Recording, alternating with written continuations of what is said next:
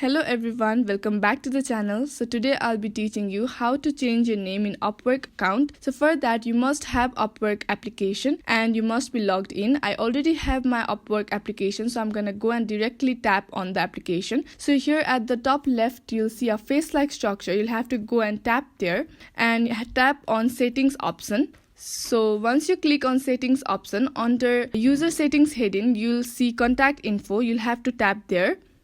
So here at the side of account you'll see a pane-like structure. You'll have to go and tap on pane-like structure and there you can change your first name. So I'm gonna go and change my name from Oakley to Oak. You should click on update, that is written in green button. After you've updated, it'll say your name change request is under review. Your request will be processed within 48 hours. So you'll have to wait for a few hours and come back to see your name changed. So that is how you change your username. I hope this video was helpful. Thank you for joining in. Thank you. Bye bye.